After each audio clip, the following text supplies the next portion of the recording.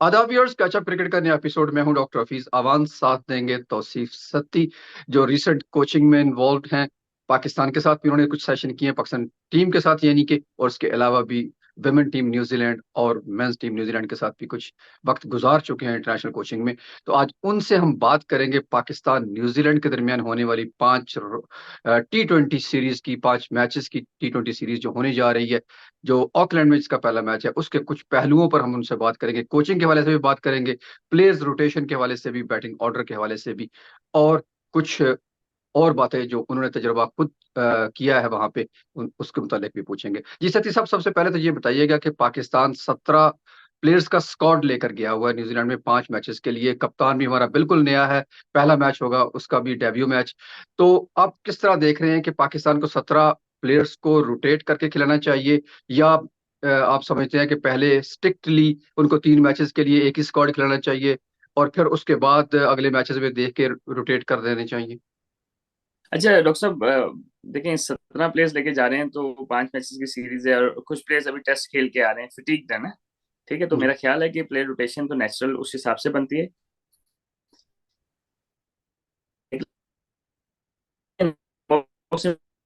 Importantly कि हमें पिछले दिन हो गए और हमारे पास बैकअप रेडी नहीं था।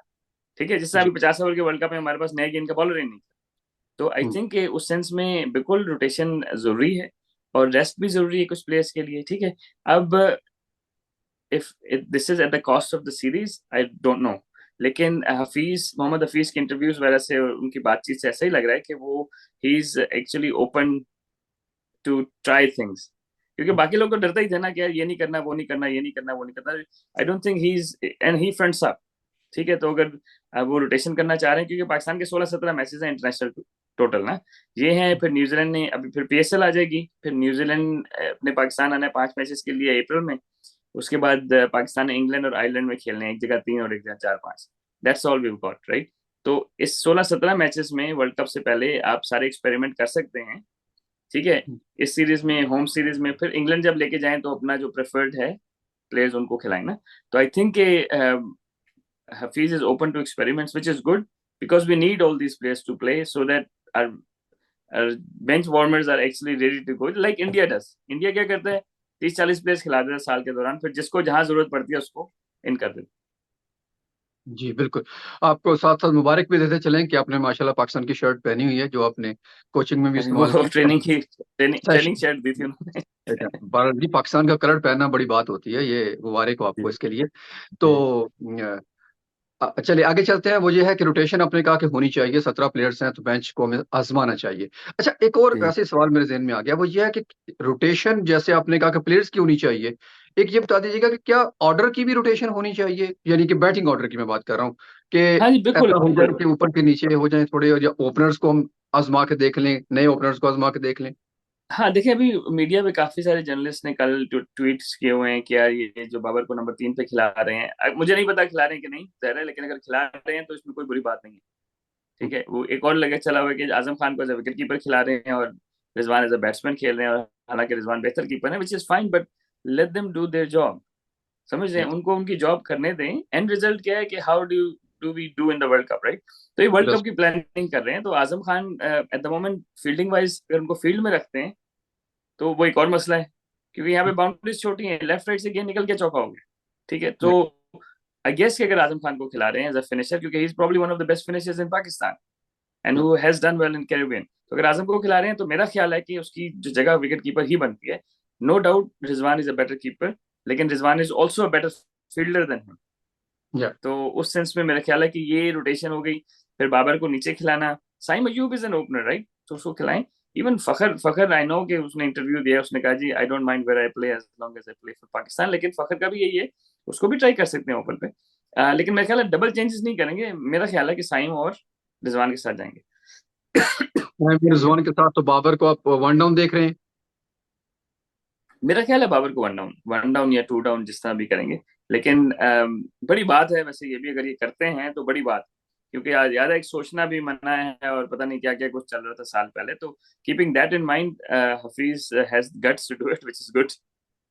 या या क्योंकि पहले भी ये जोड़ी काफी अरसे से T20 में ओपन करती आ रही, बाबर और रिजवान यानी कि, तो तकरीबन 11 से 12 ओवर ले जाते हैं और उसमें स्ट्राइक रेट भी इतना हाई नहीं होता, तो फिर पीछे आने वालों पे खास तौर पर अगर चेज कर रहे हो तो बहुत ज्यादा प्रेशर पड़ जाता है। उनको फिर 150, 60, 70 के स्ट्राइक से खेलना पड़ता है ताकि वो मैच को लेके जा सके जीतने की पोजीशन में। तो ये क्रिटिसिज्म तो इन पर नहीं, असल था। में नहीं फेयर है ये, क्योंकि देखें, अगर आज से 10 साल पहले होता, हमारे पास सईद अजमल होता, उमर गुल होता, ठीक है, हम्म। और अफरीदी होता, फिर कोई मसला नहीं था, क्योंकि फिर दूसरी टीमें 150 से ज्यादा करती ही नहीं थी। तो फिर ये हम्म। आइडियल पेयर है ना हमारे लिए। लेकिन डॉक्टर जी। साहब ये देखें, कबूतरों की जोड़ी तो है नहीं कि इसको आपने इकट्ठा ही रखना है। I don't think there is anything wrong with it, you know. Yeah बिल्कुल, और मेरा ख्याल इसको पर्सनल लेना भी नहीं चाहिए, बाबर हो रिजवान हो किसी को भी। This is at the end, मतलब स्ट्रेटजी तो यही है कि पाकिस्तान मैच जीते, टूर्नामेंट बिल्कुल बिल्कुल, और जीते। हो सकता है कि वर्ल्ड कप में वही दोनों ओपन करें, लेकिन they need to experiment before the world cup, which is fair call. Yeah दस दस दस फाइन, बिल्कुल सही कहा आपने। अच्छा, एक और बात भी है कि शाहीन के लिए, सॉरी, अभी बिल्कुल नई असाइनमेंट है।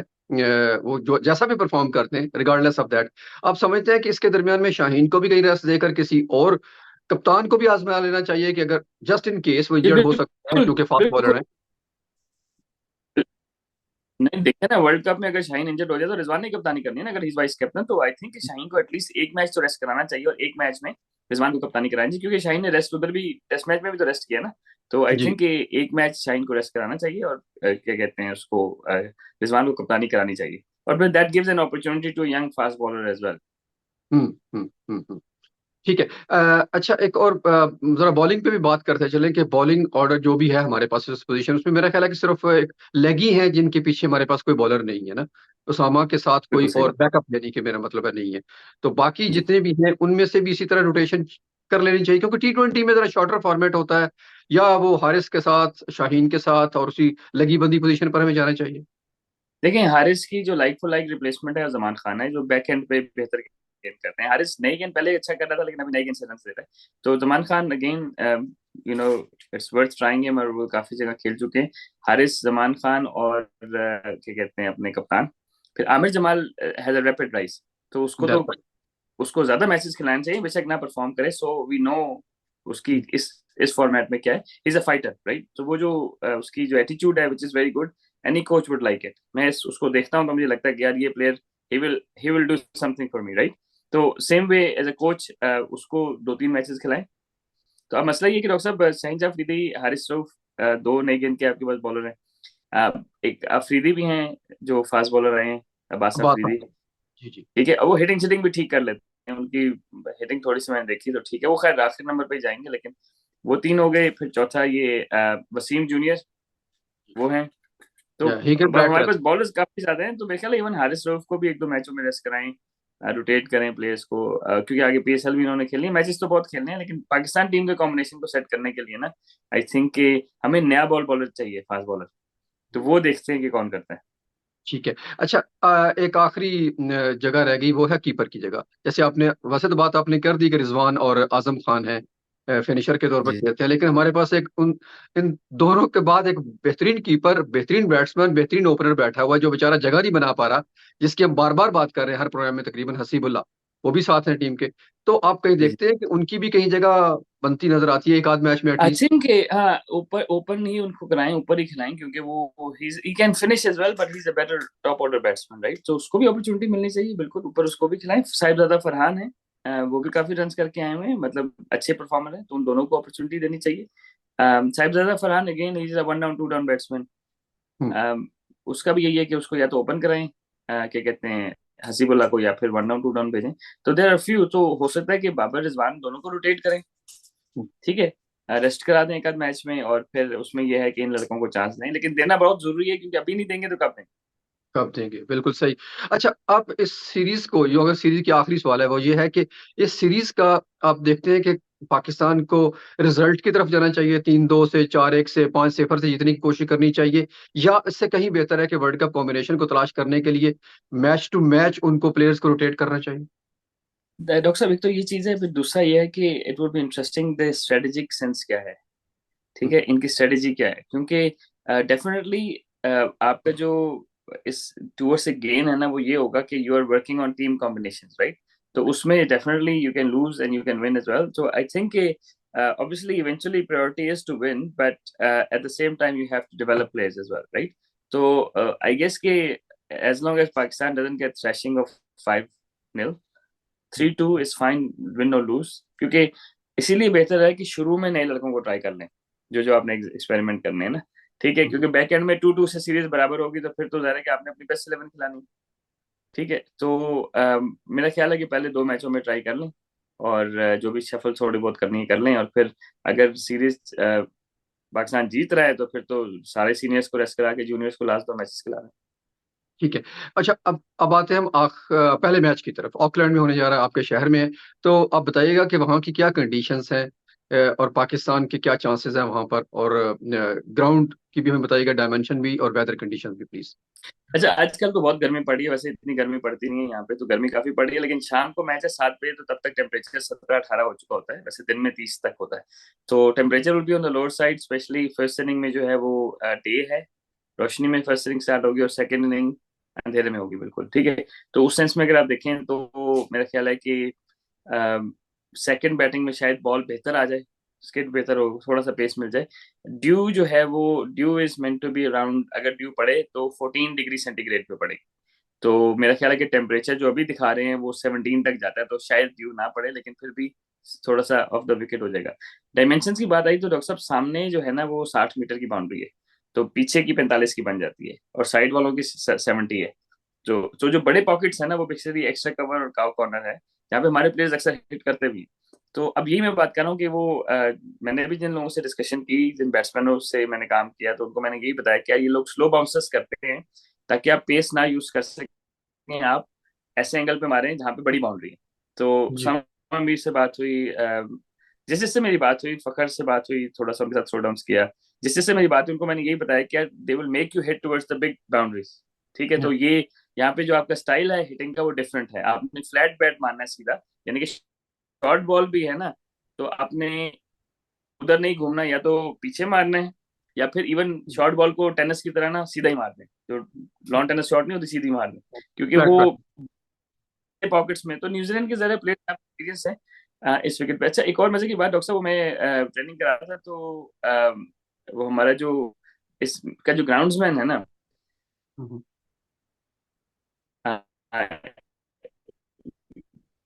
जी सर ईडन साहब, पार्क आपकी का, आवाज जो ब्रेक हो गई, रिपीट कर जब दीजिएगा उससे प्लीज, मेरी आपकी मुलाकात हुई आवाज। वो, हाँ, जी जी। अच्छा डॉक्टर साहब, क्या कहते हैं, जो ईडन पार्क का ग्राउंड्समैन है ना, वो मेरा पुराना शागिर्द निकला, उसको थोड़ा सा हमने कोचिंग की थी। तो अच्छा। Is young guy, early 20s में है, तो 10-12 साल पहले उसकी कोचिंग की थी, उससे मेरी बात हुई, गपशप हुई, तो ये कह रहा था कि ड्रॉप इन पिच तो है, लेकिन इस ड्रॉप इन पिच पे वेरी फर्स्ट मैच है, हम्म। ठीक है। तो वो कह रहा था कि शायद गेंद थोड़ा सा स्किड ज्यादा करे और कैरी बेहतर करे। एक तो ये चीज होगी, दूसरा वो उससे बात हुई थी ग्राउंड की डायमेंशन, तो वो यही कह रहा था कि पीछे के रन काफी बनते हैं, हम्म। ठीक है, मतलब हारिस रऊफ वगैरह अगर शॉर्ट एंड वाइड करते हैं तो रैम्प शॉट्स ऑन है, ऑन दी अप, पीछे जो नहीं है पिकअप शॉट्स वो काफी ऑन है। तो उस सेंस में डेफिनेटली पाकिस्तान को प्लानिंग के साथ जाना पड़ेगा। देखिए मैंने जिस जिसके साथ काम किया ना, जिस जिस बैट्समैन को थोड़ी 10 मिनट, उनको ये सारी चीजें मैंने उस 10 मिनट में अपनी तरफ से बताने की कोशिश की, क्योंकि न्यूजीलैंड के ग्राउंड्स में बड़ी इंपॉर्टेंट इन्फॉर्मेशन है, क्योंकि New Zealand bowlers will be bowling according to the ground, that's right. क्योंकि हम तो नेशनल अपनी गेम खेलते हैं ना, लेकिन अपनी गेम का मसला ये है कि if they make you hit to the big boundary, तो chances are that you will get out, right. तो वो स्ट्रेटजी जो है, I again that's where Hafeez, उनकी जो स्ट्रेटेजिक सेंस है ना, that's where it will be see कि उन्होंने प्लानिंग कितनी की है। मैंने 2 सेशंस किए थे, जिस जिसके साथ मैंने काम किया, बॉलर को भी थोड़ा बहुत बताया, लेकिन बैट्समैन के साथ मैंने यही कहा है कि यार they will make you hit towards the big boundaries, so keep that in mind. ठीक है। अच्छा, वैसे ही जाते जाते बताइए कि आपने थोड़ा सा जो काम किया, जितना भी आपको टाइम मिला टीम के जी साथ, जी। जिन लड़कों के साथ भी, कैसा पाया उनको आपने? नहीं ठीक है, गुड लिसनर्स, क्योंकि नेचुरली जो है वो आप समझते हैं कि यार पाकिस्तानी क्रिकेटर्स होंगे तो बात नहीं सुनेंगे। जरा Fakhar Zaman was the first one I work with, very humble guy, hmm. और बड़ा मतलब सवाल इस तरह पूछना है जिस तरह सवाल पूछने का हक है ना, समझ रहे हैं। वेरी तो ही very good. Was very humble. फिर साहिबजादा फरहान थे, very humble guy, Usama Mir थे, हसीबुल्ला थे, जो है अपने कीपर आजम खान थे। तो दे वर ऑल गुड लिसनर्स। क्या कहते हैं, आजम खान थोड़ा सा कम्युनिकेशन में था, लेकिन it wasn't his fault, may be मेरी थी, क्योंकि हर बंदा डिफरेंट होता है। तो लेकिन he got I mean, he got towards the end and he appreciated some input. तो सारे डाउन टू अर्थ थे. बाकी फील्डिंग में तो हारिस रऊफ वगैरह जो थे बॉलर्स, उनको भी कराई. तो I think they were all, जिनके साथ मेरी डीलिंग हुई, all very good. That's nice. ये बड़ी अच्छी बात है, क्योंकि हमें मीडिया के जरिए जो खबरें मिलती हैं वो इतनी होपफुल पॉजिटिव उस तरह की नहीं होती, क्योंकि मीडिया अपने तरीके से चलता है, अपने एजेंडा भी चलाता है, सब कुछ होता है. तो हम आप ये दो चीजें, एक तो ये है कि हमें फर्स्ट हैंड नॉलेज प्लेयर्स के बारे में भी मिल रहा है सती साहब से, और सेकंडली ये है कि ऑलमोस्ट आप ये समझिए कि सती साहब इस वक्त जो प्रोग्राम कर रहे हैं वो ग्राउंड से ही कर रहे हैं, क्योंकि वो पिच रिपोर्ट भी दे रहे हैं, वो रिपोर्ट दे रहे हैं जो शायद वो इन्फॉर्मेशन जो इन्होंने ग्राउंडमैन से ली है वो शायद आपको कमेंटेटर भी ना दे पाए जो इन्होंने दी है. क्योंकि डायरेक्ट अगर लिंक हो, डायरेक्ट इंटरेक्शन हो जाए आपका ग्राउंड्समैन से, तो फिर वो शागिर्द भी निकले तो कुछ ना कुछ ऐसी बातें मिल जाती हैं जो हेल्पफुल होती हैं टीम के लिए. जी, बिल्कुल. और कुछ ऐड करना चाहेंगे सर साहब?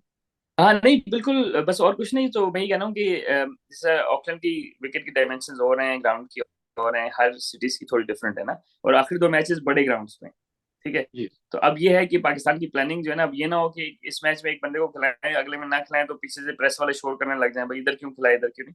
क्योंकि यहाँ पे लिटरली जो है वो कॉन्ट्रास्ट है, विकेट्स का भी और बाउंड्री साइजेस का भी. तो उस हिसाब से आपने प्लेयर्स खिलाने हैं. अब Auckland is not ideal for spinners, ठीक है. ठीक है. तो स्पिनर्स कर सकते हैं, लेकिन आपको बड़ा क्लेवरली बॉल करना है, क्योंकि बाउंड्रीज तीन तीन साइड की बाउंड्रीज बहुत छोटी है ना, सामने की भी छोटी है.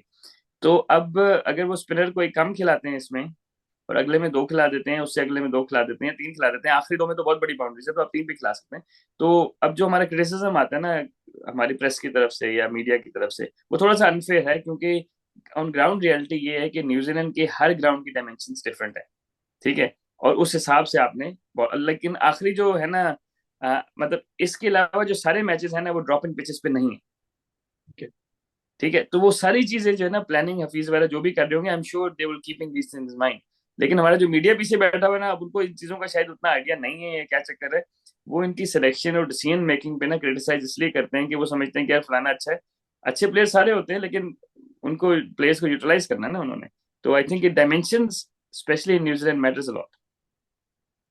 ठीक है जी. नाज़रीन, हमने कोशिश की कि आप तक फर्स्ट हैंड नॉलेज पहुंचे, और आज ये लाइव प्रोग्राम जो आपको मैच के दौरान भी मिल जाएगा, जो पहला मैच हो रहा होगा जब ऑकलैंड का, तो सती साहब के साथ हम और भी इसी तरह बाकी प्रोग्राम करते रहेंगे, जैसे आप देखते रहते हैं पहले भी और अगले फर्दर प्रोग्राम भी. चार मैचेस बाकी हैं आज के अलावा, यानी कि आज ऑकलैंड के मैच के बाद भी. तो हम कोशिश करेंगे कि तमाम मैचेस पर फर्दन फर्दन भी बात कर दी जाए, और पोस्ट मैच एनालिसिस भी जरूर किया जाए कि हमने जो बातें की थी प्री मैच में वो कितनी सच साबित हुई, और पाकिस्तान से उससे ज्यादा इंपॉर्टेंट यह है कि पाकिस्तान उन पर कितना अमल कर पाया, रिजल्ट रिगार्डलेस ऑफ रिजल्ट.